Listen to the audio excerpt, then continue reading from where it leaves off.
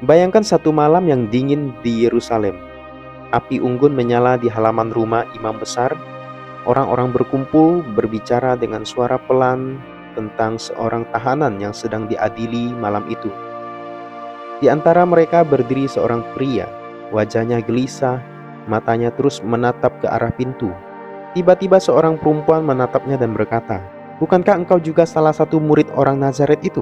Pria itu menjawab dengan cepat, "Aku tidak mengenal dia." Beberapa saat kemudian orang lain berkata lagi, "Engkau pasti salah satu dari mereka." Sekali lagi ia menyangkal. Lalu untuk ketiga kalinya seseorang berkata, "Aku yakin engkau bersama dengan dia." Pria itu bersumpah, "Aku tidak mengenal orang itu." Pada saat itu seekor ayam berkokok. Pria itu terdiam. Dia teringat perkataan gurunya dan ia keluar lalu menangis dengan sangat sedih. Pria itu adalah Petrus, salah satu murid paling dekat dengan Yesus. Namun malam itu ia gagal. Tetapi yang luar biasa, kisah Petrus tidak berakhir dengan kegagalan. Justru dari kegagalan itulah Tuhan mengubah hidupnya dan memakainya untuk mengubah dunia. Hari ini kita akan melihat perjalanan hidup seorang nelayan sederhana yang dipakai Tuhan secara luar biasa. Sebelum dikenal sebagai rasul besar, Petrus hanyalah seorang nelayan biasa. Nama aslinya Simon. Ia tinggal di kota Kapernaum, sebuah kota kecil di tepi Danau Galilea. Kota itu tidak besar, tetapi sangat hidup. Setiap pagi para nelayan turun ke danau. Perahu-perahu kayu bergerak perlahan di atas air, dan jala-jala dilemparkan dengan harapan mendapat tangkapan yang cukup untuk hari itu. Di sanalah Simon menjalani kehidupannya. Hidupnya sederhana, bahkan bisa dibilang sangat biasa. Setiap hari hampir sama. Ia bangun sebelum matahari terbit. Udara pagi di tepi danau masih dingin. Bersama teman-temannya, termasuk juga saudaranya Andreas, ia mendorong perahu ke air. Lalu mereka berlayar sedikit ke tengah danau. Jala ditebarkan, menunggu, dan menarik kembali jala. Kadang penuh ikan, kadang kosong. Begitulah kehidupan seorang nelayan, penuh kerja keras dan ketidakpastian. Setelah itu mereka kembali ke darat. Ikan-ikan dibersihkan, dipisahkan, lalu dijual ke pasar. Hari berganti hari, tahun berganti tahun. Tidak ada yang luar biasa dalam kehidupan Simon. Ia bukan seorang rabi, ia bukan seorang yang terpandang, dan ia bukan tokoh agama. Ia hanya seorang pekerja keras yang berusaha menghidupi keluarganya. Jika orang-orang pada waktu itu melihat Simon, mereka mungkin tidak akan mengingatnya sama sekali. Ia hanyalah salah satu dari banyak nelayan di Galilea. Tidak ada yang menyangka bahwa suatu hari nanti nama orang ini akan dikenal di seluruh dunia. Tidak ada yang membayangkan bahwa nelayan sederhana ini akan menjadi salah satu pemimpin gereja mula-mula. Namun rencana Tuhan sering dimulai dari kehidupan yang sangat sederhana. Dan perubahan besar itu dimulai melalui seseorang yang sangat dekat dengannya, saudaranya sendiri, Andreas. Suatu hari Andreas datang kepada Simon dengan penuh semangat. Ia baru saja bertemu dengan seorang guru yang luar biasa, seorang rabi dari Nazaret, namanya Yesus. Alkitab menceritakan bahwa Andreas berkata kepada Simon, "Kami telah menemukan Mesias, sang juru selamat yang telah lama dinantikan oleh bangsa Israel." Bayangkan reaksi Simon saat itu. Mungkin ia penasaran, mungkin juga ia ragu. Namun akhirnya Andreas membawa Simon untuk bertemu dengan Yesus. Dan ketika Simon berdiri di hadapan Yesus, sesuatu yang sangat menarik terjadi. Yesus tidak hanya melihat wajah Simon, Yesus melihat hidupnya. Yesus melihat masa depannya. Lalu Yesus berkata, "Engkau Simon, anak Yohanes, tetapi engkau akan disebut Petrus." Dalam bahasa Yunani, nama Petrus berarti batu karang.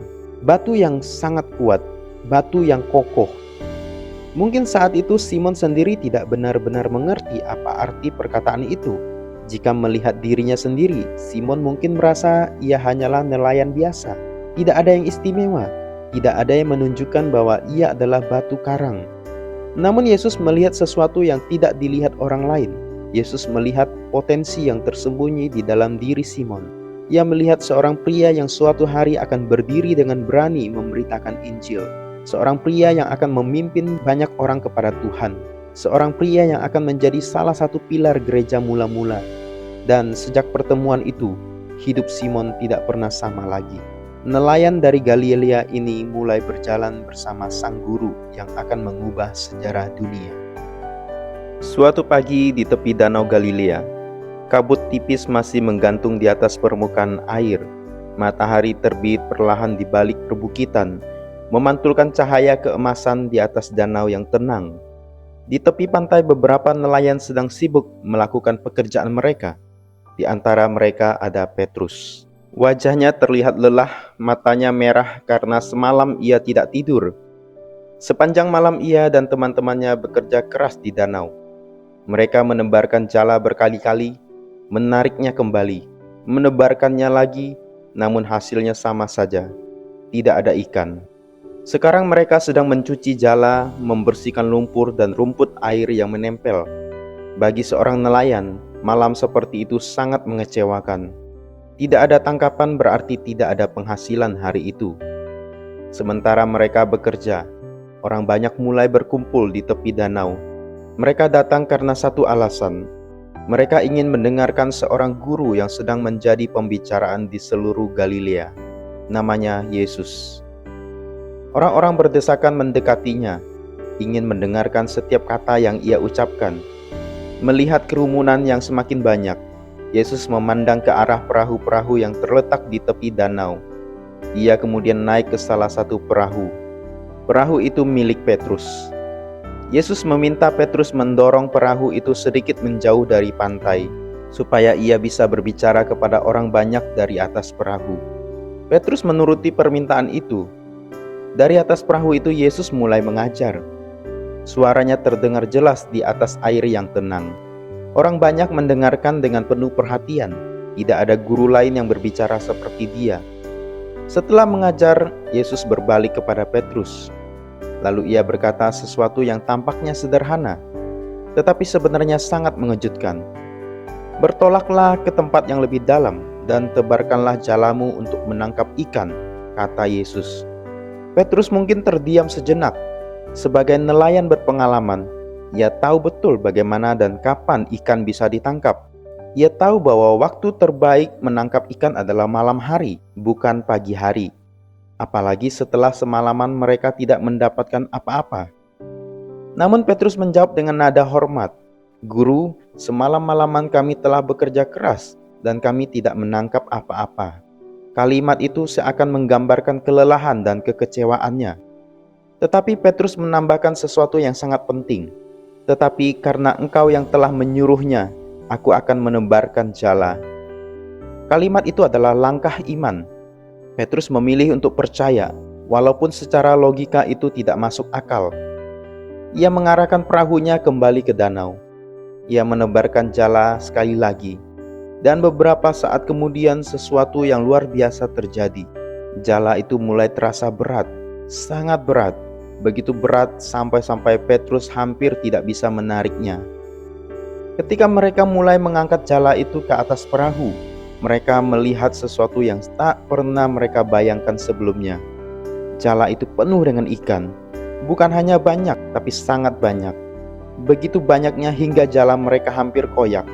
Petrus dan teman-temannya panik sekaligus takjub. Mereka melambaikan tangan kepada perahu lain untuk datang membantu.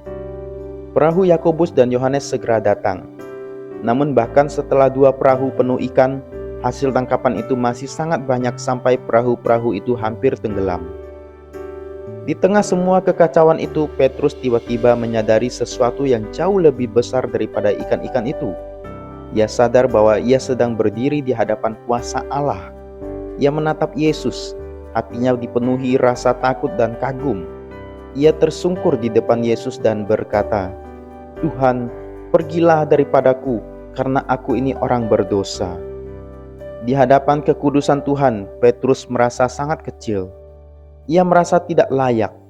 Namun Yesus tidak menjauh dari Petrus. Sebaliknya, Yesus berkata dengan lembut, "Jangan takut." Lalu ia menambahkan sebuah kalimat yang akan mengubahkan hidup Petrus selama-lamanya. "Mulai sekarang, engkau akan menjala manusia." Petrus mungkin belum sepenuhnya mengerti arti kata-kata itu. Tetapi ia tahu satu hal, hidupnya tidak akan pernah sama lagi. Ketika mereka kembali ke pantai, Petrus menghadapi sebuah keputusan besar.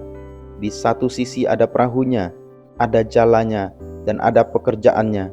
Ada kehidupan lamanya sebagai nelayan. Namun di sisi lain ada panggilan Yesus. Petrus memilih untuk meninggalkan semuanya. Ia meninggalkan perahunya, ia meninggalkan jalannya, ia meninggalkan pekerjaannya, dan mulai hari itu Petrus mengikuti Yesus. Seorang nelayan sederhana kini dipanggil untuk menjadi penjala manusia. Di antara semua murid Yesus, Petrus memiliki kepribadian yang sangat menonjol. Dia bukan tipe orang yang diam di belakang, dia selalu berada di depan. Jika ada pertanyaan, Petrus yang pertama berbicara. Jika ada reaksi, Petrus yang pertama bertindak. Ia penuh semangat, penuh keberanian, namun terkadang juga terlalu cepat bertindak tanpa berpikir panjang. Itulah sebabnya Petrus sering terlihat sangat berani, tetapi pada saat yang sama juga sangat manusiawi.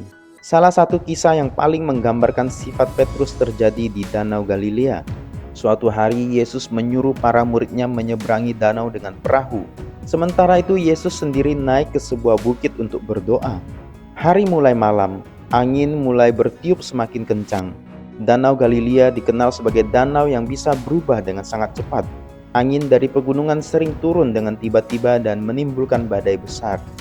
Malam itu badai datang. Perahu para murid terombang-ambing oleh ombak yang besar. Angin menghantam layar perahu. Air mulai masuk ke dalam perahu. Para murid berjuang mengendalikan perahu mereka. Sebagian dari mereka adalah nelayan berpengalaman, tetapi bahkan mereka pun kesulitan menghadapi badai malam itu. Jam demi jam berlalu. Malam semakin gelap. Angin semakin kencang. Mereka mulai kelelahan. Lalu tiba-tiba, di tengah gelombang yang bergulung, mereka melihat sesuatu di kejauhan. Ada sosok yang berjalan di atas air. Perlahan-lahan sosok itu mendekati perahu mereka. Para murid terkejut dan ketakutan.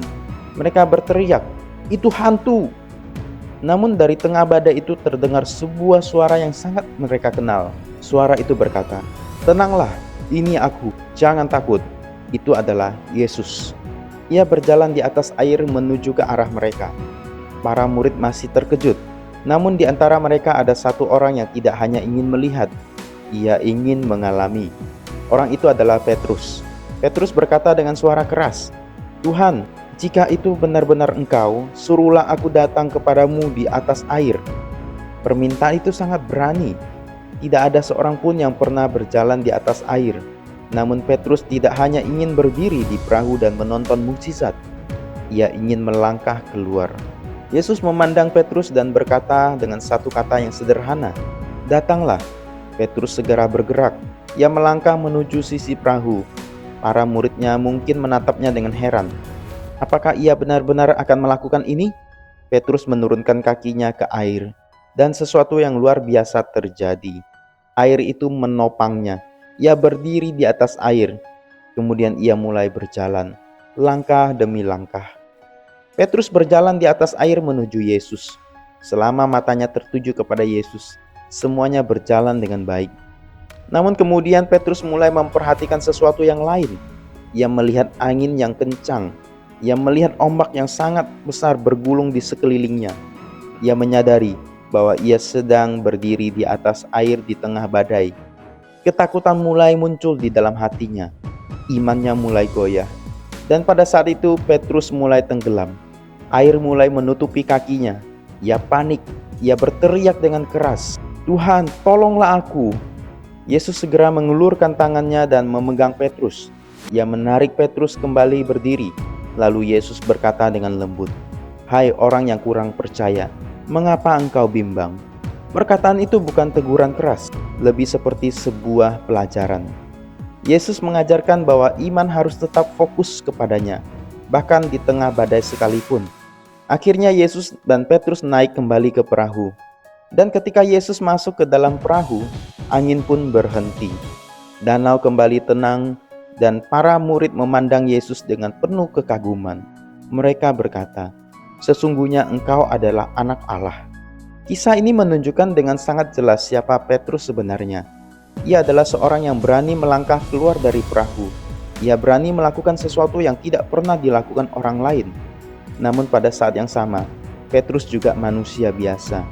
Ia bisa takut, ia bisa ragu, ia bisa gagal.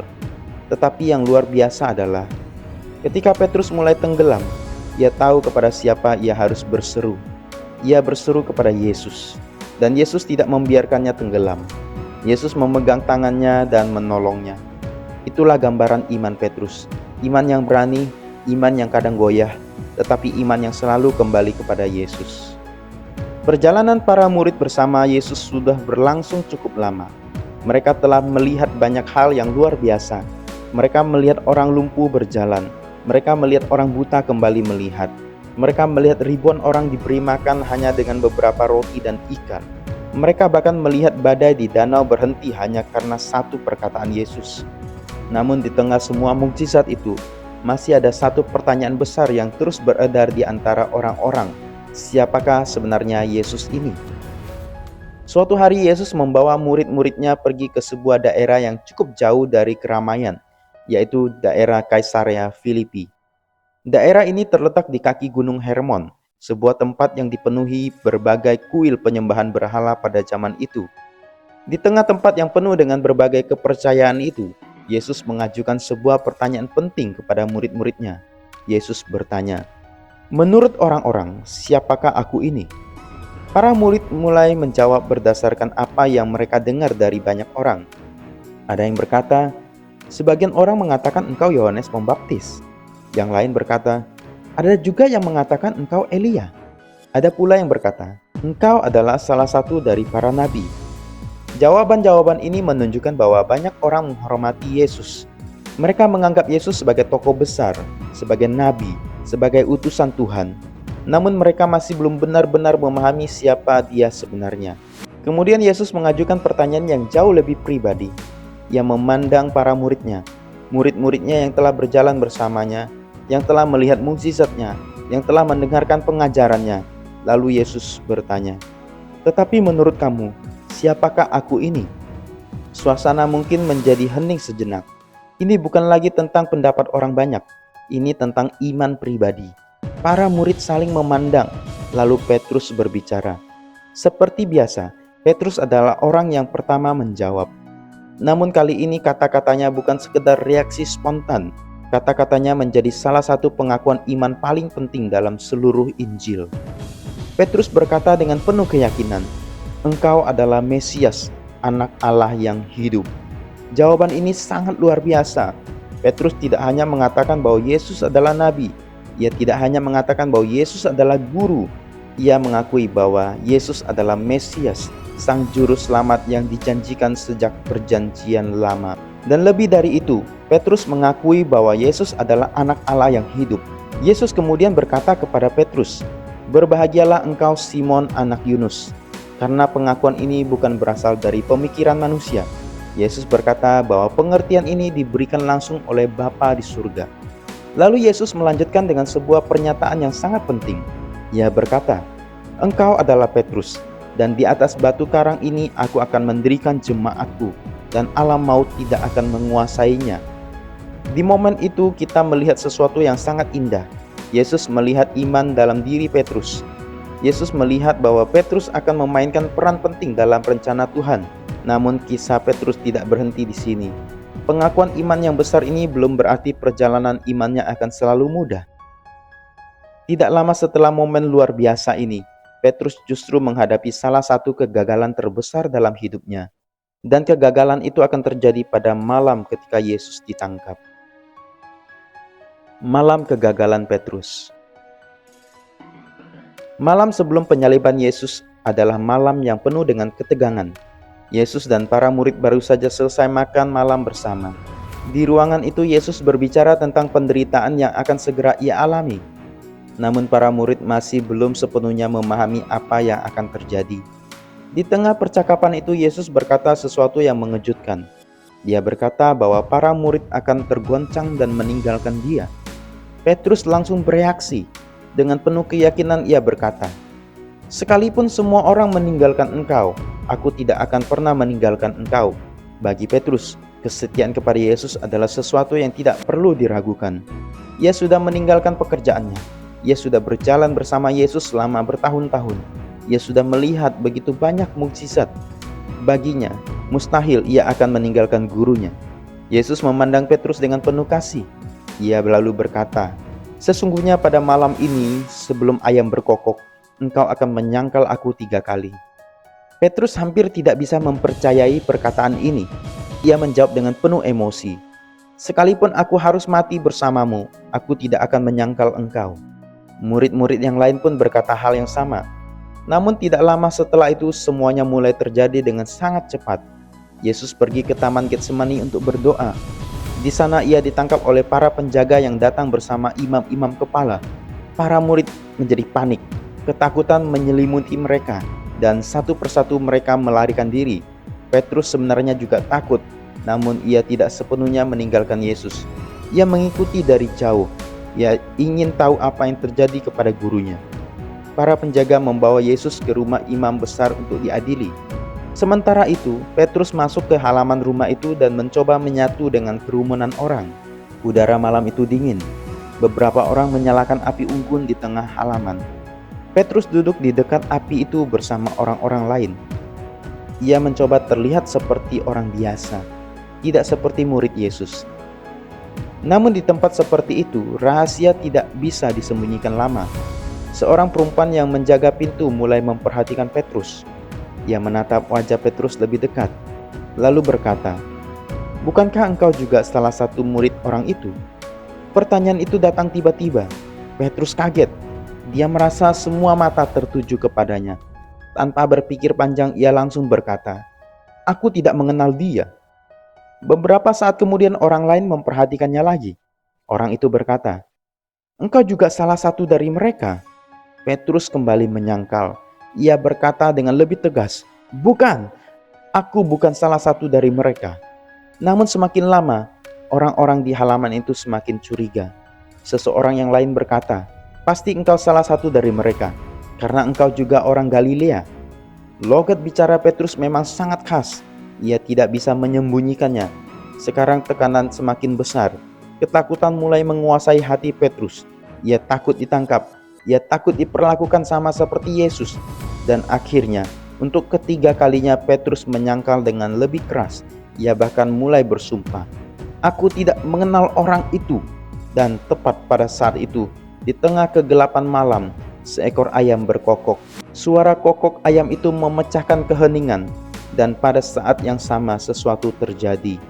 Yesus yang sedang di dalam ruangan menoleh. Tatapannya bertemu dengan Petrus. Tidak ada kata-kata yang diucapkan. Namun tatapan itu cukup untuk mengingatkan Petrus pada perkataan Yesus beberapa jam sebelumnya. "Sebelum ayam berkokok, engkau akan menyangkal aku 3 kali."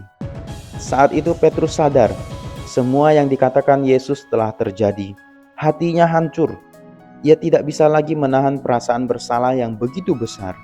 Petrus segera keluar dari halaman itu. Ia berjalan menjauh dari kerumunan orang. Dan di tempat yang sunyi, Petrus menangis dengan sangat sedih. Tangisannya bukan tangisan biasa. Itu adalah tangisan penyesalan yang sangat dalam. Beberapa jam sebelumnya ia berkata siap mati bersama Yesus. Namun ketika ujian datang, justru ia menyangkal gurunya. Itulah titik terendah dalam hidup Petrus. Seorang murid yang pernah berjalan di atas air, sekarang hancur oleh kegagalannya sendiri. Namun kisah Petrus tidak berhenti pada kegagalan itu, karena Tuhan yang sama yang melihat kegagalan Petrus juga akan memulihkan hidupnya. Beberapa hari telah berlalu sejak penyaliban Yesus. Para murid masih dipenuhi berbagai perasaan. Ada kebingungan, ada ketakutan, ada juga rasa bersalah. Mereka telah melihat Yesus yang bangkit, tetapi hati mereka belum sepenuhnya pulih dari peristiwa malam penangkapan itu. Terutama Petrus. Sejak malam ia menyangkal Yesus, hidupnya tidak pernah terasa aman lagi. Ia masih mengingat dengan jelas suara ayam berkokok di tengah malam itu. Ia masih mengingat tatapan Yesus ketika mata mereka bertemu. Tatapan yang tidak penuh kemarahan, tetapi penuh kesedihan dan kasih. Perasaan bersalah itu terus menghantui hati Petrus. Suatu hari, Petrus berkata kepada beberapa murid yang lain, "Aku pergi menangkap ikan." Mungkin itu adalah cara melarikan diri dari pikirannya sendiri. Ia kembali ke kehidupan lamanya, kehidupan yang pernah ia tinggalkan. Beberapa murid berkata, "Kami pergi juga dengan engkau." Malam itu mereka pergi ke danau. Mereka menebarkan jala seperti dulu, namun sesuatu yang aneh terjadi. Sepanjang malam mereka tidak mendapatkan apa-apa.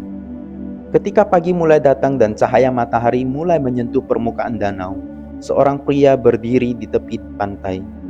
Ia berseru kepada mereka, "Anak-anak, adakah kamu mempunyai lauk?" Para murid menjawab, "Tidak ada."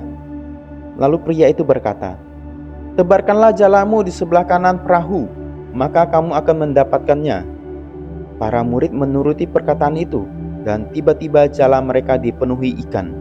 Begitu banyak hingga mereka hampir tidak sanggup menariknya. Saat itu Yohanes segera menyadari sesuatu. Ia berkata kepada Petrus, "Itu Tuhan." Begitu Petrus mendengar kata-kata itu, ia langsung bereaksi. Ia tidak menunggu perahu sampai ke pantai. Ia segera melompat ke dalam air dan berenang menuju Yesus. Hatinya penuh dengan kerinduan untuk bertemu dengan gurunya. Ketika mereka sampai di pantai, mereka melihat sesuatu yang sangat sederhana namun penuh makna. Di sana ada api arang yang menyala. Di atasnya ada ikan dan roti. Yesus telah menyiapkan sarapan untuk mereka. Bayangkan suasana itu, pagi yang tenang di tepi danau. Para murid duduk bersama Yesus. Mereka makan bersama. Setelah selesai makan, Yesus memandang Petrus. Lalu ia berkata, "Simon, anak Yohanes, apakah engkau mengasihi aku lebih daripada mereka ini?" Yesus memanggilnya Simon, nama lamanya. Mungkin untuk mengingatkan Petrus akan dirinya yang dahulu. Petrus menjawab dengan rendah hati, "Tuhan, engkau tahu bahwa aku mengasihi engkau." Yesus berkata, "Gembalakanlah domba-dombaku." Beberapa saat kemudian Yesus bertanya lagi, "Simon anak Yohanes, apakah engkau mengasihi aku?" Petrus menjawab lagi, "Tuhan, engkau tahu bahwa aku mengasihi engkau." Yesus berkata, "Gembalakanlah domba-dombaku." Lalu untuk ketiga kalinya Yesus bertanya, "Simon anak Yohanes, apakah engkau mengasihi aku?" Kali ini Petrus merasa sangat sedih, bukan karena Yesus tidak percaya kepadanya, tetapi karena pertanyaan itu mengingatkannya pada sesuatu yang menyakitkan. 3 kali ia pernah menyangkal Yesus, dan sekarang 3 kali pula Yesus menanyakan kasih-Nya. Dengan hati yang hancur namun tulus, Petrus berkata, "Tuhan, Engkau tahu segala sesuatu. Engkau tahu bahwa aku mengasihi Engkau." Yesus menjawab sekali lagi, "Gembalakanlah domba-dombaku." Di momen itu sesuatu yang sangat indah terjadi. Yesus tidak mempermalukan Petrus di depan murid-murid lain. Yesus tidak mengungkit kesalahannya dengan kata-kata keras. Sebaliknya, Yesus memulihkannya. Setiap pertanyaan Yesus seperti menghapus satu penyangkalan Petrus. Dan dengan setiap jawaban Petrus, Yesus mempercayakan sebuah tugas baru kepadanya. Yesus memberi Petrus kesempatan baru. Nelayan yang pernah gagal itu kini dipanggil kembali untuk memimpin dan menggembalakan umat Tuhan. Kegagalan bukan akhir dari cerita Petrus. Kasih Tuhan jauh lebih besar daripada kegagalan manusia. Dan dari titik pemulihan itulah kehidupan Petrus benar-benar berubah. Kisah hidup Petrus adalah salah satu kisah yang paling manusiawi dalam Alkitab. Ketika kita melihat kehidupannya, kita tidak melihat seseorang yang selalu kuat dan sempurna. Sebaliknya, kita melihat seorang manusia yang sangat mirip dengan kita. Ada saat-saat ketika Petrus sangat berani. Ia adalah murid yang berani keluar dari perahu dan berjalan di atas air. Ia adalah murid yang berani mengakui bahwa Yesus adalah Mesias, anak Allah yang hidup. Namun juga ada saat-saat ketika Petrus sangat rapuh. Ia bisa takut, ia bisa ragu. Ia bahkan pernah menyangkal gurunya sendiri pada saat yang paling penting. Kisah Petrus menunjukkan bahwa iman bukanlah perjalanan yang selalu mulus. Bahkan orang yang paling dekat dengan Yesus pun pernah jatuh. Namun yang membuat Petrus menjadi luar biasa bukanlah karena ia tidak pernah gagal. Yang membuat Petrus luar biasa adalah apa yang ia lakukan setelah kegagalannya. Ia tidak lari selamanya dari Tuhan. Ia tidak menutup hatinya. Ia kembali kepada Yesus. Dan ketika ia kembali, Yesus tidak menolaknya. Yesus tidak berkata, "Engkau sudah gagal, aku tidak bisa memakai engkau lagi." Sebaliknya, Yesus memulihkan Petrus. Ia mengampuni, ia memberikan kesempatan baru. Dan dari kehidupan Petrus kita melihat sebuah kebenaran yang sangat indah. Tuhan tidak mencari orang yang sempurna. Tuhan mencari orang yang mau diubahkan. Nelayan sederhana yang pernah gagal itu akhirnya menjadi salah satu pemimpin gereja mula-mula. Ia berkhotbah dengan berani. Ia memimpin banyak orang kepada Kristus, dan menurut tradisi gereja, Petrus bahkan tetap setia sampai akhirnya mati sebagai martir karena imannya. Semua itu dimulai dari satu hal yang sederhana. Petrus bersedia kembali kepada Tuhan. Mungkin hari ini kisah Petrus juga berbicara kepada kita. Mungkin ada orang yang merasa pernah gagal. Mungkin ada yang merasa tidak layak. Mungkin ada orang yang merasa sudah terlalu jauh dari Tuhan. Namun kisah Petrus mengingatkan kita bahwa kegagalan bukanlah akhir dari cerita. Selama kita datang kepada Tuhan, selalu ada pengampunan, selalu ada pemulihan, dan selalu ada kesempatan baru. Karena kasih Tuhan selalu lebih besar daripada kegagalan kita. Jika kisah ini memberkati kamu, jangan lupa untuk like, subscribe, dan bagikan video ini kepada teman-temanmu. Sampai bertemu di video berikutnya.